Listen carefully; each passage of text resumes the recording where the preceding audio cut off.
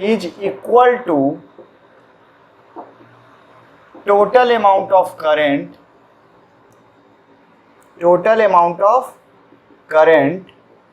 leaving the junction। आप जब हम लिख रहे हो, बोल रहे हो, तो आप लोग भी साथ साथ वीडियो देखते हुए भी लिख सकते हो, क्योंकि हम बोलते भी रहते हैं। सुनते रहिए, लिखते रहिए। अब हम समझा रहे हैं तो अब लिखना छोड़िए, अब यहाँ देखिए कि क्या कह रहा है कि किसी भी जंक्शन पर total current entering a junction is equal to total amount of current या total current leaving the junction.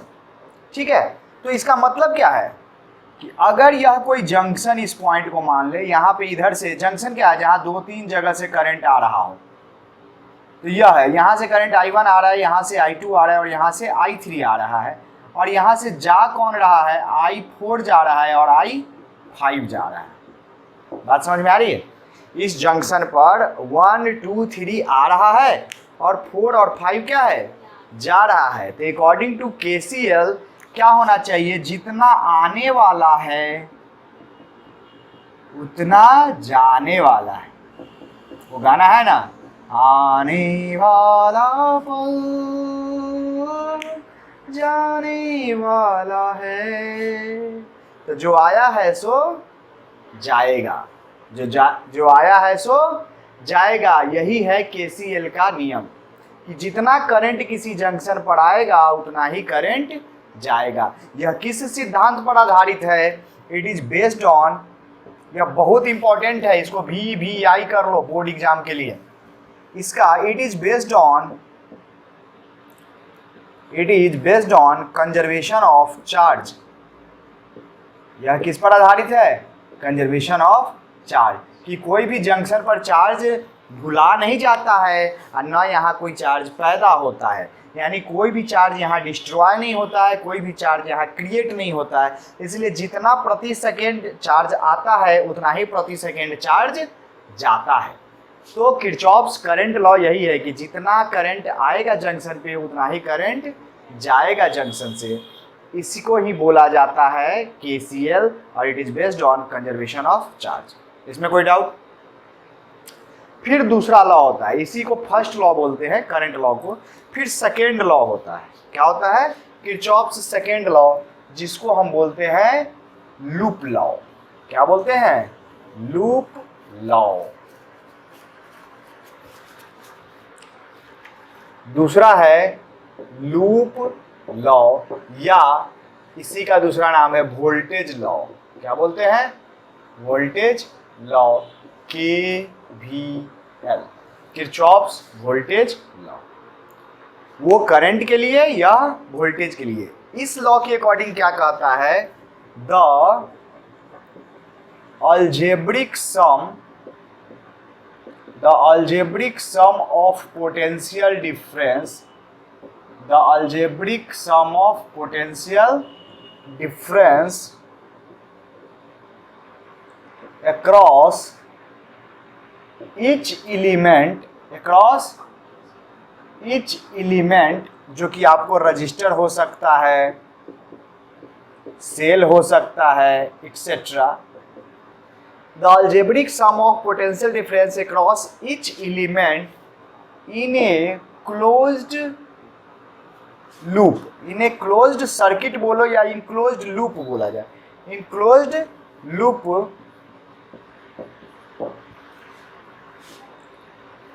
is equals to 0, is equals to 0। इस चीज को बिना एग्जाम्पल के समझ में नहीं आएगा कि algebraic sum of potential difference across each element, register, cell etcetera in a closed loop is equals to 0। सारे का पोटेंशियल डिफरेंस का सम क्या हो जाता है, 0 हो जाता है। अब कैसे इसको हम यहाँ एग्जाम्पल्स के थ्रू अगर हम लिखें इसको, यानी कहने का मतलब कि कोई हम ऐसा लिखते हैं, एक कंपोनेंट यहाँ है 1, यह कंपोनेंट है 2, यह कंपोनेंट है 3, यह कंपोनेंट है 4। अच्छा, ऊपर लिखे,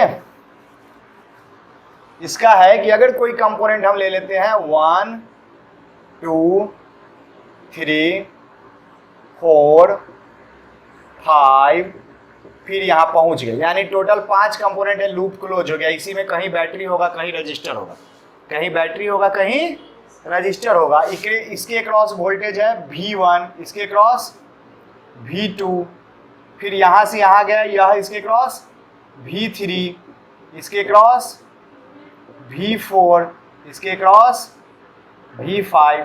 तो इस लॉ के according V1 plus V2 plus V3 plus V4 plus V5 बराबर क्या होगा? 0। सारा वोल्टेज का सम 0 होगा। इसका मतलब है कि कुछ वोल्टेज प्लस होगा तो कुछ वोल्टेज क्या होगा? माइनस में होगा। कुछ के प्लस होगा तो कुछ माइनस होगा। अब कब प्लस होगा, कैसे माइनस होगा, इसको समझने के लिए पहले हम देखेंगे कि रजिस्टर के क्रॉस वोल्टेज कितना होता है। पहले देखेंगे रजिस्टर के क्रॉस वोल्टेज कैसे निकालते हैं, सेल के क्रॉस वोल्टेज कैसे निकालते हैं, तब एक इक्वेशन के थ्रू समझ में आएगा। लेकिन इसी प्रकार कोई भी कंपोनेंट होगा तो सबका पोटेंशियल डिफरेंस जोड़ते चले जाओगे।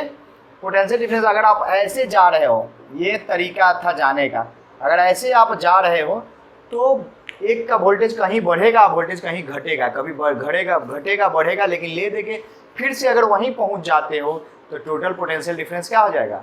0। Total potential difference 0। यह जो लॉ है यह इस बात पर आधारित है, पोटेंशियल का संबंध वर्क से है। पोटेंशियल का संबंध वर्क पर यूनिट चार्ज से। पोटेंशियल डिफरेंस यही ना होता है। पोटेंशियल डिफरेंस बोला जाता है कि एक पॉइंट से दूसरे पॉइंट तक ले जाने में एक यूनिट चार्ज पर कितना वर्क करना पड़ेगा। अगर एक चार्ज को ले जाने में 5 जूल वर्क करना पड़ रहा है, इसका मतलब 5 वोल्ट है। एक कूलम चार्ज को ले जाने में अगर 20 जूल वर्क करना पड़ रहा है तो समझो 20 वोल्ट है क्या। तो हम एक और चीज जानते हैं कि इलेक्ट्रोस्टैटिक फोर्स जो है या इलेक्ट्रिक फोर्स कंजर्वेटिव होता है। कहीं से घूम के वापस आ जाओ तो वर्क डन क्या हो जाता है? 0। जैसे ग्रेविटेशन में भी कहीं से घूम के यहाँ वापस आ गए तो वर्क डन हो जाता है 0। उसी प्रकार इलेक्ट्रिक फील्ड में भी कहीं से चार्ज को घुमा के फिर उसी जगह ले आओ तो वर्क डन क्या होता है? 0 हो जाता है। क्यों? क्योंकि इलेक्ट्रिक फोर्स जो है कंजर्वेटिव होता है। तो कंजर्वेटिव में work done in close loop 0 होता है। इसीलिए यहाँ भी work done in close loop 0 हो गया तो पोटेंशियल डिफरेंस भी 0 हो जाता है।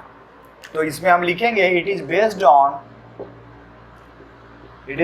On conservation of energy. यह किस पर आधारित है? Based on conservation of energy. दूसरा, it shows conservative nature of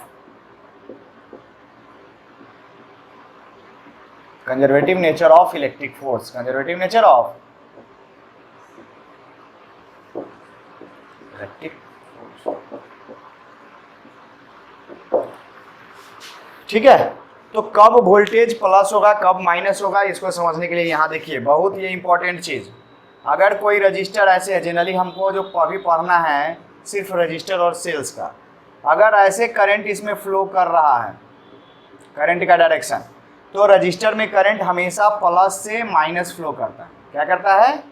plus से माइनस। तो यह टर्मिनल होगा प्लस, यह होगा माइनस। अगर आप लूप में यह ए है यह बी है, इसमें क्या नियम है कि आप वोल्टेज जोड़ने जाना है, तो जोड़ते जाना है तो आप ए से बी के तरफ ऐसे अगर बढ़ रहे हो, ए से बी जाओगे, if you go from A to B, क्योंकि आप सारे कंपोनेंट का पोटेंशियल डिफरेंस लिख रहे थे ना, तो जब आप ऐसे घूम के जा रहे हो तो ये ऐसे लिखो, ऐसे घूम के जब जाओगे, बहुत सारा कंपोनेंट है, तो अगर आप ऐसे घूम रहे हो, ए से बी जा रहे हो, तो यहाँ पर जब पोटेंशियल डिफरेंस लिखना होगा, यहाँ डेल्टा भी ए से बी गए यानी प्लस से माइनस, तो प्लस से माइनस वोल्टेज घटेगा कि बढ़ेगा? प्लस से माइनस गया यानी हाई से लो गए, वोल्टेज क्या होगा? घट रहा है। क्या हो रहा है? घट रहा है। यहाँ ज़्यादा है और यहाँ कम है, वोल्टेज घट रहा है, तो फाइनल वोल्टेज कम है, तो चेंज इन पोटेंशियल डिफरेंस क्या होगा? नेगेटिव। और कितना? I R. डेल्टा भी क्या हो जाएगा? I R. अगर यहाँ V1 लिखे हो या V2 है तो वह हो जाएगा माइनस आई आर। और अगर आप B से ए जाते हो, कहाँ से कहाँ? If you go from B to A, कहाँ से कहाँ जाते हैं? B से ए। अगर ऐसे आप जा रहे हो तो B से ए जाओगे तो पोटेंशियल क्या होगा? बढ़ जाएगा। क्या होगा?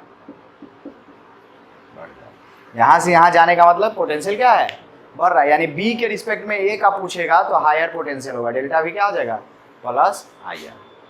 लेकिन बैटरी में करंट के डायरेक्शन का कोई असर नहीं पड़ता है, यहाँ करंट ऐसे था तो यह प्लस यह माइनस। लेकिन अगर दूसरा एग्जाम्पल हम ले, दोनों को लिख लेना कॉपी में तभी क्लियर होगा। दूसरा एग्जाम्पल हम ले रहे हैं कि एक रजिस्टर ऐसे है ए अब बी, इस बार करंट ए से बी नहीं बल्कि ऐसे फ्लो कर रहा है, तो इस बार प्लस किसको लेंगे, इस साइड प्लस लिखेंगे और इस साइड माइनस लिखेंगे। क्लियर है, यहाँ करंट ऐसे जा रहा था तो यह प्लस यह माइनस, और इस बार यह प्लस और यह माइनस। अब क्या है, if you go from A to B, अगर आप कहाँ से कहाँ जाते हो, ए से बी, तो पोटेंशियल बढ़ेगा कि घटेगा, ए से बी जाने पर बढ़ेगा, यह माइनस है और यह प्लस है, जाएंगे तो बढ़ेगा, तो डेल्टा भी हो जाएगा प्लस आई आर। करंट अगर आई है, रेजिस्टेंस आर है, तो आई आर। एंड जब आप कहां से कहां जाओगे, you go from B to A, कहां से कहां, बी से ए, बी से जब ए जाओगे तो क्या होगा, घटेगा, डेल्टा भी बराबर माइनस आएगा, डेल्टा भी बराबर माइनस आ गया। ठीक है,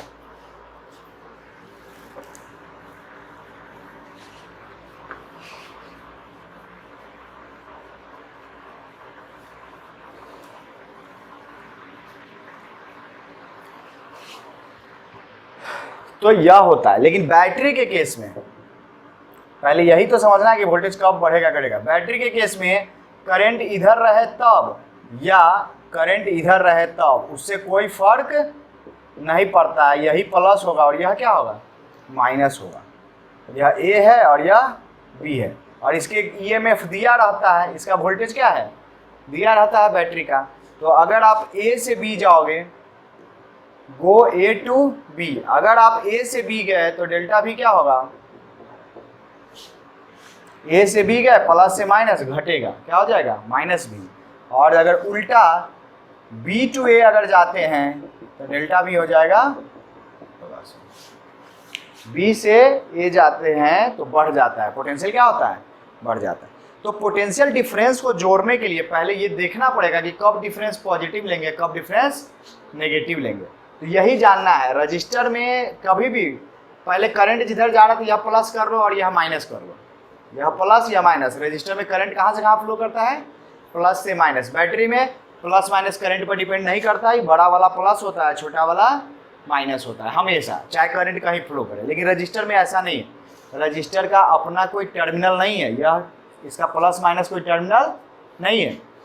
इसको करंट इधर से गया तो यह प्लस यह माइनस है, इधर से जाएगा तो यह प्लस यह माइनस। तो करंट रजिस्टर में प्लस से माइनस फ्लो करता है।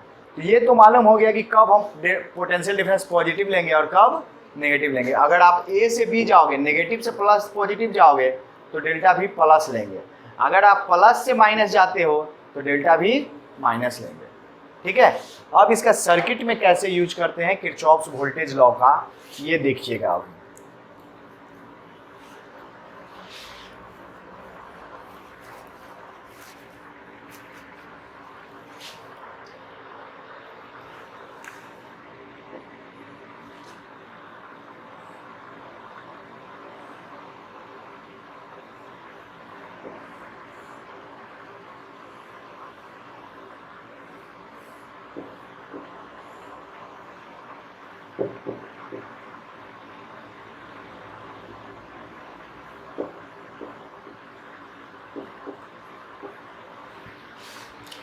ये 10 ओम, 20 ओम, 30 ओम और यह क्या है 15 वोल्ट। इस सर्किट को सॉल्व करना है, सर्किट को सॉल्व करना है यूजिंग किरचॉफ्स लॉ।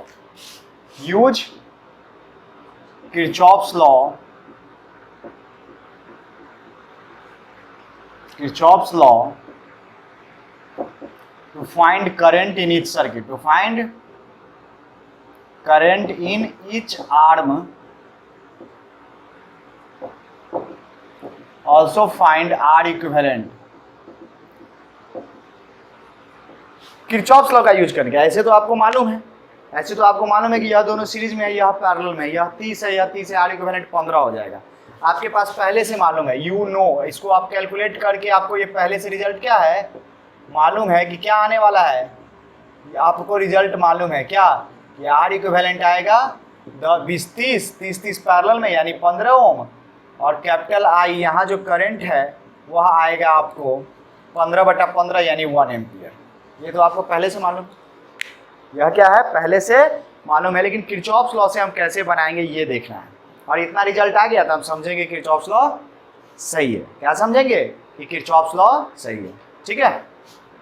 अब देखिए यहाँ पे किरचॉफ्स लॉ जब भी है तो करंट आप अपने मन से मान लीजिए, करंट को क्या कीजिए अपने मन से मान लीजिए। यहाँ से करंट हम कैपिटल आई मान लिए, क्या मान लिए कैपिटल आई।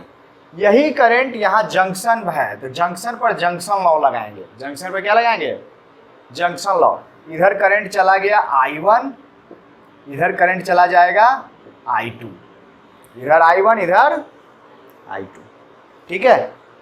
तो इधर I1 जाएगा इधर I2 जाएगा, जो कि I2 बराबर क्या हो जाएगा आप लिख सकते हो I माइनस I1, है कि नहीं।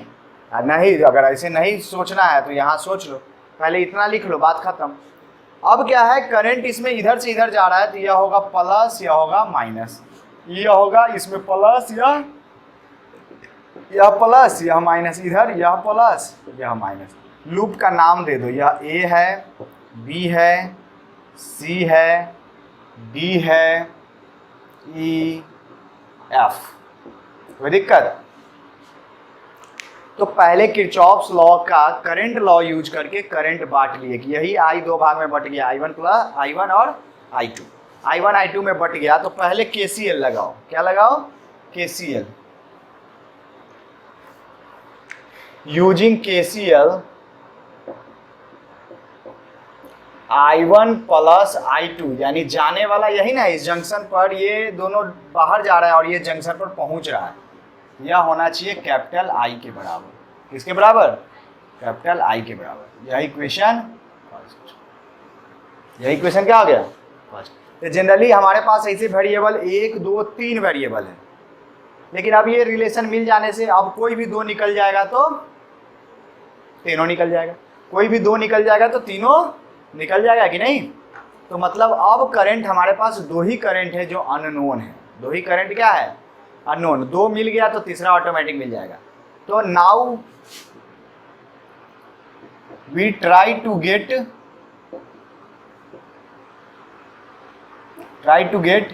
Any two current by Kirchhoff's voltage law. Kirchhoff's voltage law का यूज करके करंट निकालना है, कोई भी 2 निकालना है। तो 2 करंट के लिए for 2 current we need 2 close loops. कितना लूप चाहिए हमको 2 क्लोज लूप। 2 क्लोज लूप लेना ही पड़ेगा, 2 क्लोज लूप लेना ही पड़ेगा। तो हम क्लोज लूप 2 सोचते हैं क्या क्या होना चाहिए, 2 लूप सोचते हैं, सोचे ठीक है। अब गौर से देखिएगा, इतना तक में तो कहीं कोई दिक्कत नहीं। अब किरचॉफ्स लॉ कैसे लगाएंगे सो देखते हैं। थोड़ा लेंदी क्वेश्चन बनता है, इसको मिटाते हैं। अब 2 लूप हमको चूज करना है। लूप हम चूज करते हैं, पहला इक्वेशन आपको ध्यान में रखना है। लूप कौन सा लूप हम चूज करें, एक हम चूज कर लेते हैं B C D E B. कोई भी एक छोटा लूप चूज कर लिए B C D E B. अब देखो वोल्टेज लॉ कैसे लगाएंगे, जो बोल रहे थे कि कहाँ से कहाँ जाओगे, अब जाना है। पहले लिखते थे ना ए से बी जाओगे तो फलना, बी से ए जाओगे तो नेगेटिव या पॉजिटिव। अब देखो बी से सी जाना है, कहाँ जाना है बी से सी। तो देखो बी से सी जाएंगे तो कोई वोल्टेज है, कोई कंपोनेंट है ही नहीं। बी से सी जाने पर कोई कंपोनेंट नहीं है, यानी कोई वोल्टेज में चेंज नहीं होगा। वास्तव में बी और सी क्या है, सेम वायर पर है, सेम पोटेंशियल होगा, यहाँ कोई समस्या नहीं है। समस्या अब यहाँ आएगी, सी से जब डी जा रहे हो तो ये पहले ये प्लस से माइनस, या पहले प्लस से, तो यहाँ पर वोल्टेज घटेगा कितना -10 आई आर करना है। यहाँ आई कितना है I2, तो -10I2 क्या हो जाएगा, यानी यही I और R मिलके क्या हो गया वोल्टेज, यह I2 और यह 10 ओम इतना घट गया। फिर यहाँ पे घटेगा कितना -20I2। फिर D से E जाएंगे, D से E में कोई परिवर्तन नहीं, कुछ है ही नहीं। E से B जाएंगे तो यह माइनस से प्लस गया, क्या गया है माइनस से प्लस, तो यहाँ बढ़ेगा, क्या हो जाएगा +30I1 बराबर 0। अब यह टोटल यहाँ B पर पहुंच गया, यह क्या हो जाना चाहिए 0। अब सबको जोड़ो, यहाँ से क्या हो जाएगा -30I2 +30I1 बराबर 0। इसका मतलब है 30I1 बराबर 30I2, यानी 30 से 30 कट गया, I1 बराबर I2। यह इक्वेशन 2। I1 बराबर I2 लिखो या I1 माइनस I2 बराबर 0 लिखो, क्या I1 माइनस I2 बराबर 0, दोनों में से कोई भी लिख सकते हो। तो यह इक्वेशन हो गया सेकेंड, कोई दिक्कत। अब नाउ एक और लूप आपको चूज करना पड़ेगा, क्या करना पड़ेगा, एक और लूप चूज करना पड़ेगा। तो अब एक लूप और चूज कर लेते हैं। Now loop A B E F A, फिर A पर पहुंच गए, A से B गए, A से B कोई परिवर्तन नहीं, B से E वोल्टेज घटा कि बढ़ा, B से E गए वोल्टेज घटा कि बढ़ा, घटा। कैसे पता चला, प्लस से माइनस गए, कैसे पता चला कि प्लस से माइनस गए, इसीलिए वोल्टेज घटा। कितना घटा, तो घटा तो माइनस कितना 30I1, वेरी गुड। E से F जाएंगे कुछ नहीं, F से A जाएंगे बढ़ेगा, कैसे पता चला माइनस से प्लस जा रहा है, बढ़ेगा, कितना बढ़ेगा 15 वोल्ट, कितना बढ़ेगा, तो यहाँ हो जाएगा 15, क्या हो जाएगा 15। फिर कहाँ पहुंच गए B पर, तो यही बराबर हो जाएगा 0। यह उस पार जाएगा तो क्या हो जाएगा 30I1 बराबर 15, तो यहाँ से आ जाएगा I1 बराबर 15/30, यानी 1/2 एम्पियर। I1 कितना हो जाएगा 1/2 एम्पियर, यही हो जाएगा इक्वेशन 3।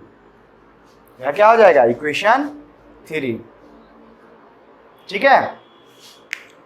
तो अब 2 और 3 इक्वेशन से क्या पता चल गया, सबसे करंट मालूम चल गया, from second and third, second and third से मालूम चल गया कि I1 बराबर I2 होगा, बराबर होगा 1/2 एम्पियर। एंड फ्रॉम फर्स्ट क्या हो जाएगा, कैपिटल I बराबर I1 प्लस I2 बराबर 1 एम्पियर, कितना हो जाएगा 1 एम्पियर, दोनों ऐड हो जाएगा। तो करंट तो सब निकल गया सब में। R इक्विवेलेंट, तो R इक्विवेलेंट हमेशा होता है V/I, टोटल वोल्टेज बटा टोटल करंट। टोटल वोल्टेज यानी बैटरी का कितना वोल्ट है 15 वोल्ट, बटा टोटल करंट कितना 1 एम्पियर, यानी यह आ जाएगा 15 ओम। सही आंसर मिला कि नहीं, 15 ओम आना चाहिए था, यह 1 एम्पियर आना चाहिए था, आ गया, यानी हमारा आंसर क्या है सही। यह यूजिंग किरचॉफ्स लॉ बन जाता है। तो आप कहोगे सर ये लेंदी लॉ क्यों बनाते हैं, अरे भैया तो सिखाने के लिए हम बताए हैं। यहाँ पे तुमको पैरेलल दिख गया है तब ना, पैरेलल दिख गया है तब, पैरेलल सीरीज दिख गया है तब। ऐसा सर्किट होगा जहाँ न पैरेलल होगा न सीरीज होगा, जहाँ पैरेलल ना होगा न सीरीज होगा, वहाँ पे किरचॉफ्स लॉ से ही सवाल बनेगा, उसके बिना बन नहीं सकता है, ठीक है।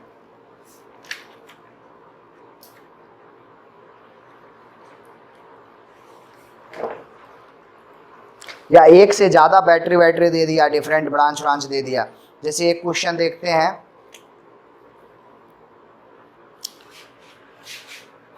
मिटा दे इसको, मिटाना ही है। आप लोग वीडियो स्टॉप करके लिख सकते हो। एग्जाम्पल बनाना बहुत जरूरी है, आप किसी भी बुक से इसका एग्जाम्पल बनाइएगा, समझ में आएगा तभी, बिना बनाए किरचॉफ्स लॉ नहीं समझ में आएगा, टेक्निकल बात है इसमें। एक क्वेश्चन हम कराते हैं जो पूछा भी है CBSE बोर्ड दिल्ली में।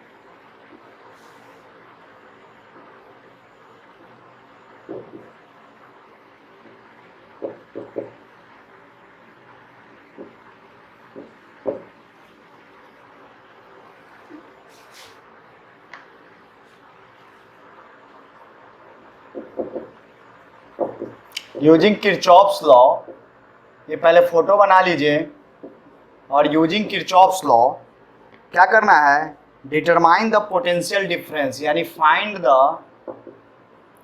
Potential difference between A and D, between A and D when no current flows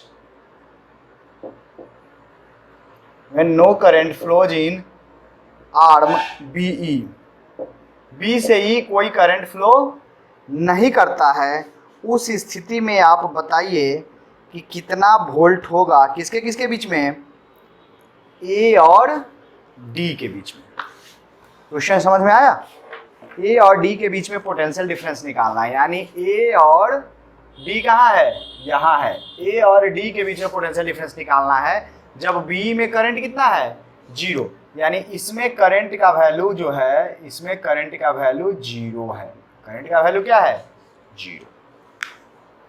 ठीक है, तो पोटेंशियल डिफरेंस किसके बीच में निकालना है, A और D के बीच में। ठीक, निकालते हैं।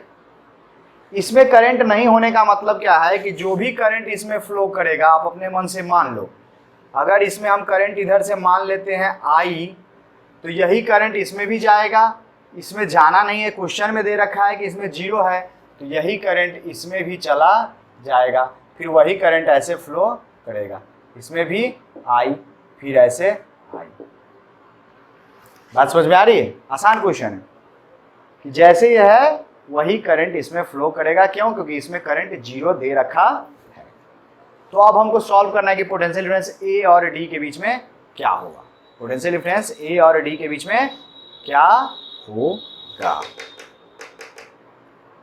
ठीक,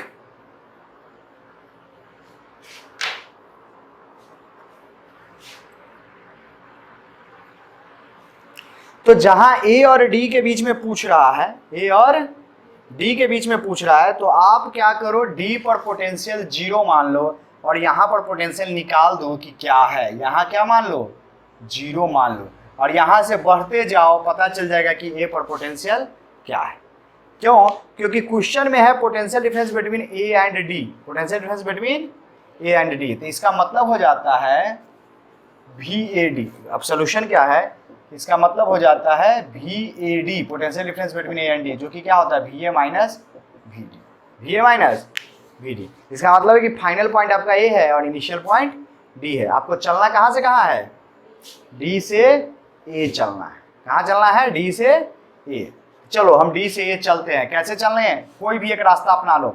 यह रास्ता अगर अपनाते हैं तो इसमें R का वैल्यू हमको पता नहीं है, R का वैल्यू हमको पता नहीं है, लेकिन अगर यह रास्ता अपनाते हैं तो इसमें यह भी पता है, यह भी पता है, यह भी पता है, तो सीधा हम यह रास्ता अपनाएंगे। क्या करेंगे, यह रास्ता अपनाएंगे। यहां से देखो कैसे चलते हैं, क्या हो जाएगा, पहले यहां आप यहां से भी चल सकते हो, कोई दिक्कत नहीं है, कोई दिक्कत नहीं है। आप A से भी चलो तो कहीं नहीं है। A से चलेंगे तो पहले लिखेंगे VA, पहले क्या लिखेंगे, VA। हम चल कैसे रहे से लिखेंगे ऑन पाथ, पाथ लिखते हैं। कौन सा पाथ है, A F E D। ये पूरा क्लोज लूप नहीं बन रहा है, क्लोज लूप तो किरचॉफ लॉ क्लोज लूप में लगाएंगे तो टोटल वोल्टेज 0 हो जाएगा।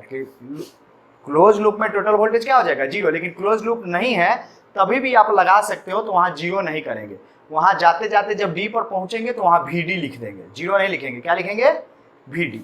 और नहीं तो VD को जीरो माने रहेंगे तो जीरो लिख देंगे, VD को जीरो माने रहेंगे तो जीरो लिख देंगे। तो ए से चलना चालू किए, क्या हो गया, ए से गए तो पहले यहां देखो, पहले ये प्लस माइनस कर लेते हैं। यह क्या है, प्लस है, यह क्या है, माइनस। यह माइनस और यह प्लस। बैटरी में करंट देखना ही नहीं है, छोटा वाला माइनस बड़ा वाला प्लस। रजिस्टर में करंट देखना था, यह प्लस क्यों हुआ, क्योंकि करंट इधर से जा रहा है, तो प्लस फिर माइनस। उसी प्रकार यहां भी प्लस, यहां माइनस। बात समझ में आ रही है, बोलिए, ठीक। तो इसमें चलते हैं। तो इसमें करंट हमको मालूम ही नहीं है। समस्या ये भी है कि आप खाली ए से डी जाओगे तो वोल्टेज का पता नहीं चलेगा बिना करंट के। तो पहले आपको करंट निकालना पड़ेगा। तो सबसे पहले आप क्लोज लूप बनाओ। क्या करना है, पहले क्लोज लूप वाला में काम करो कि इन लूप, कौन सा loop, A F E D C B A, पहुंच गए वापस। अब देखो ए से एफ जाएंगे, बीच में देखो पहले ये आया, क्या आया, 2 ओम रजिस्टर, आई करंट, तो -2 आई, प्लस से माइनस गए।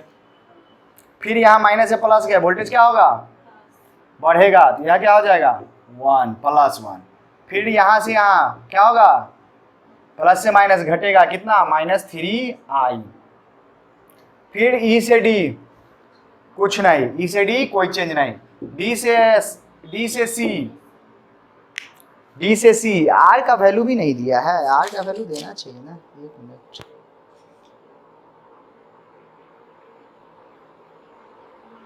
समस्या है, सॉरी, इसमें भी आर का वैल्यू नहीं दिया, तो यह लूप लेना खतरनाक है। बड़ा अच्छा क्वेश्चन दे दिया है। यह लूप लेना क्या है, खतरनाक है, क्योंकि डी से सी में आर आपको मालूम नहीं है। तो आर नहीं मालूम है तो फिर वोल्टेज निकल नहीं पाएगा। इसको छोड़ो, तब कौन सा ले ले, ई से बी ले। क्यों, क्योंकि इसमें R1 नहीं मालूम है। ठीक बात है, R1 नहीं मालूम है, लेकिन यह तो मालूम है ना कि करंट जीरो है। तो करंट अगर जीरो है तो इसके क्रॉस वोल्टेज क्या होगा, जीरो होगा। तो रेजिस्टेंस की जरूरत ही हमको नहीं है। करंट जीरो है तो वोल्टेज क्या होगा, जीरो। इसीलिए यहाँ देखो, गलती किए तो कम से कम सीखे तो कौन सा लूप चूज करेंगे या क्यों नहीं करेंगे या क्यों करेंगे। अगर यह लूप आप चूज करते हो तो आर क्या है, अननोन है, नहीं पता है। तो आर नहीं पता है तो इसके क्रॉस वोल्टेज नहीं निकलेगा, ना आई पता है ना यहाँ का आर पता है। एक साथ दो चीज नहीं पता है, तो भैया दो चीज नहीं पता रहेगा तो एक लूप से थोड़ी ना निकलेगा। हम चाह रहे थे कि एक ही लूप से हम निकाल ले करंट, तो नहीं निकलेगा। इस लूप से खाली अकेला करंट नहीं निकलेगा। क्यों, क्योंकि इसमें ना आई मालूम है ना आर मालूम है। ठीक है, लेकिन इस लूप से अगर हम निकालना चाहे तो इसमें क्या है कि दे रखा है कि करंट जीरो है। तो करंट जीरो है तो R1 की जरूरत ही नहीं पड़ेगी। R1 के क्रॉस वोल्टेज क्या हो जाएगा, जीरो। करंट अगर नहीं फ्लो करता है रजिस्टर से तो उसके क्रॉस वोल्टेज जीरो। तो यह लूप हम नहीं यूज करेंगे। इन लूप ये हम लिख ही देते हैं। इसमें क्या है, R and I both are unknown. Both क्या है, अननोन, नहीं पता चलेगा क्या। अब आ जाते हैं यहाँ पे नाउ। इसमें क्या है, R1 अननोन है लेकिन I तो नोन है ना कि जीरो है, तो यह जीरो है तो बात खत्म, पूरा जीरो हो जाएगा। नाउ इन लूप, किस लूप में बात करें हम, A F E B A, इस लूप की बात करते हैं। अच्छा हुआ कि ये वाला लूप चूज किए थे, नहीं चूज करते तो कभी पता ही नहीं चलता कि इस लूप से नहीं बनेगा। ये खाली लूप चूज किए रहते बन जाता, हमको पता ही नहीं चलता कि इस लूप से नहीं बनेगा। इस लूप में समस्या था। ठीक है, इस लूप से अगर बनाते हैं तो लूप चूज करना भी एक स्मार्ट होना चाहिए उसके लिए। जैसे अभी हम उतना स्मार्ट नहीं थे, कोई बात नहीं, आप लोग हो जाइएगा। ए से एफ, यहाँ क्या हो गया, प्लस से माइनस क्या हो जाएगा, -2i, क्या हो जाएगा, -2i। फिर यहां से यहां +1, एफ से ई क्या हो जाएगा, -3i। ई से जब बी जाओगे तो यहाँ कोई वोल्टेज ड्रॉप नहीं होगा, आई जीरो है, दिस इंप्लाइज कि इसके क्रॉस वोल्टेज भी क्या होगा, जीरो। सिर्फ यहाँ माइनस से प्लस ये वोल्टेज बढ़ेगा। इसको करंट से फर्क नहीं पड़ता है, करंट फ्लो करे या ना करे। इसमें नहीं भी फ्लो कर रहा तो यहाँ जीरो होगा, लेकिन यहाँ वोल्टेज बढ़ेगा। कितना हो जाएगा, +1। 3, बी पहुंच गए, बी से यहां जाएंगे क्या हो जाएगा +6, यहाँ माइनस या प्लस क्या हो जाएगा +6, ए पर पहुंच गए, सब मिलके 0, सब मिलके क्या हो जाएगा 0। तो अब इसको सॉल्व करो, क्या हो जाएगा 2i 3i यानी -5i, उधर जाएगा तो 5i बराबर 1 3 1 4 6 4 10, यहाँ से i बराबर आ गया 2 एम्पियर, i बराबर क्या हो गया 2 एम्पियर। इतना कुछ करना पड़ा है। इसमें करंट निकालने के लिए पहले क्लोज्ड लूप लेना पड़ा है, तो बड़ा वाला क्लोज्ड लूप में R अननोन था, दिक्कत हो गया, लेकिन छोटा वाला जब लिए तो